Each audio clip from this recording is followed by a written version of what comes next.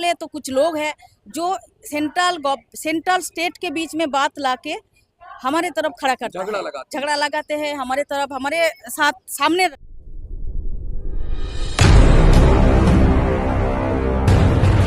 70 साल से ज्यादा हो गए आजादी को, लेकिन आज भी दलितों की स्थिति बद से बदतर है। और ये हाल हो गया है कि अब उनको कहना पड़ रहा है कि अब सरकारों को बदलना होगा, या सरकारों को ये कहना होगा कि भाई जो नीतियां बनाई आपने वो ठीक थी, लेकिन उसको धरातल पर उतारने की जरूरत है। क्योंकि इम्प्लीमेंटेशन जब तक नहीं होगा तब तक जनजातीय उत्थान नहीं होगा, दलितों का, आदिवासियों का उत्थान नहीं होगा। और उसकी संकल्प लेकर RPI, Republican party of India ने ये मुहिम उठा ली है कि पूरे देश के अंदर अब जाके दलितों का उत्थान करेंगे और दलितों की जो दशा है उसको सुधारेंगे। और जो नीतियां हैं उनको सिर्फ हवाई नीतियां नहीं, उनको उतारेंगे जमीन पर, जिससे जमीन के से जुड़े हुए लोगों को, गरीब लोगों को, कमजोर लोगों को फायदा हो और उत्थानों में। अभी बंगाल की बात करूंगा क्योंकि बंगाल खास तौर पर अभी बहुत पिछड़ा है। बंगाल के अंदर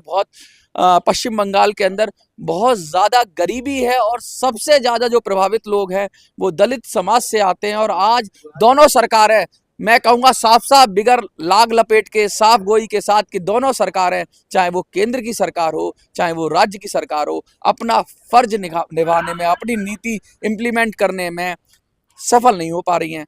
आरपीआई क्या करती है हम बात करते हैं, और हमारे साथ कुछ समाज सेवी भी हैं। तो सबसे पहले मैम आप अपना परिचय दीजिए, कहाँ से आए?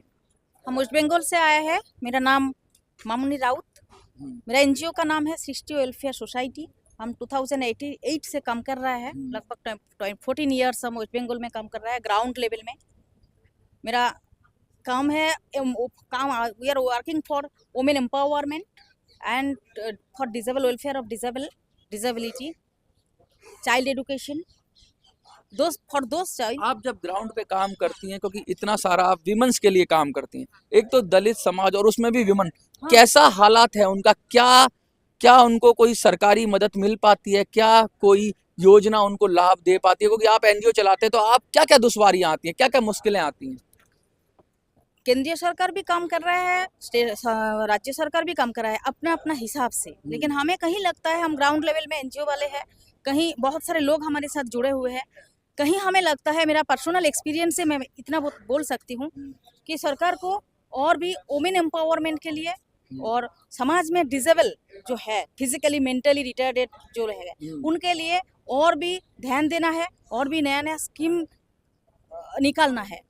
बाकी रहा उन लोगों का जो डिप्राइव, जो आप बोल रहे हैं, डिप्राइव तो हो ही रहा है, क्योंकि ऊपर से मिनिस्ट्री से, डिपार्टमेंट से जो स्कीम चुना जाता है, स्कीम बोला जाता है, स्कीम भी है, लेकिन ग्राउंड लेवल तक इम्प्लीमेंटेशन में कहीं तो कम रह ही जाता है, कमी रह जाता है। अच्छा, एक बात और पूछूंगा, क्या आर्थिक उत्थान की बात कर रहे हैं आप या सामाजिक उत्थान की बात कर रहे हैं? और किस तरह से एनजीओ मदद करता है? क्या महिलाओं को रोजगार देता है या उनको क्या एजुकेशन देता है? किस तरह से आपका एनजीओ हेल्प करता है?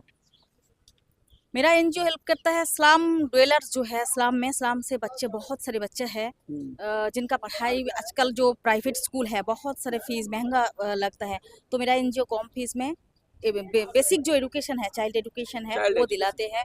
महिला, बहुत सारे महिला, मोर देन 1000 महिला मेरे साथ है, जो लोग बहुत बड़ी संख्या बात कर रहे हैं आप, 1000 महिला, 1000 महिला, 1000 से ज्यादा। अच्छा, उन लोगों के लिए स्किल ट्रेनिंग, लाइवलीहुड ट्रेनिंग हम लोग दिलाते रहते हैं। ये भी लगभग 10 ईयर्स हो गया। बंगाल के कहते हैं कि हालात बहुत, पॉलिटिक्स भी बहुत निचले तबके तक जाती है, खून खराबा बहुत होता है, और सबसे ज्यादा जो परेशानी होती है वो सबसे निचले तबके को होती है, जब सबसे कमजोर सबसे ज्यादा पिसता है। क्या कहेंगे उसके लिए?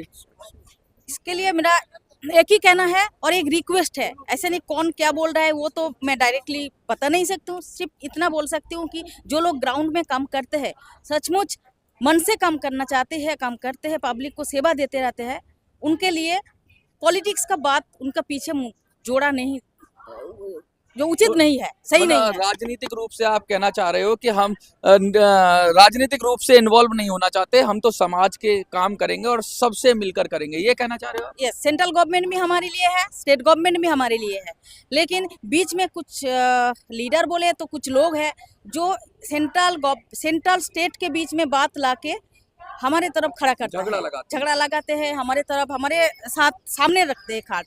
तुम सेंट्रल गवर्नमेंट का ये हो या स्टेट गवर्नमेंट के से काम करते हो, किससे है, कौन सा पार्टी में हो, ये जो पॉलिटिकल मैटर है वो लाना नहीं चाहिए।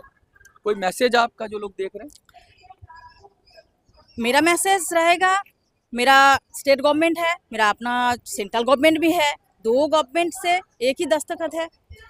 आप ग्राउंड लेवल में देखिए, हम जैसे छोटा मोटा जो एनजीओ वाले हैं, बहुत सारे लोग हैं जो सचमुच काम करना चाहते हैं, जो सचमुच करते रहते हैं, लेकिन आपका जो क्या बोलते हैं नज़र, वो शायद वहाँ तक नहीं पहुँचता है। ये मेरा रिक्वेस्ट है, थोड़ा ग्राउंड लेवल में, ऊपर से ग्राउंड लेवल में देखिएगा कौन क्या कर रहा है।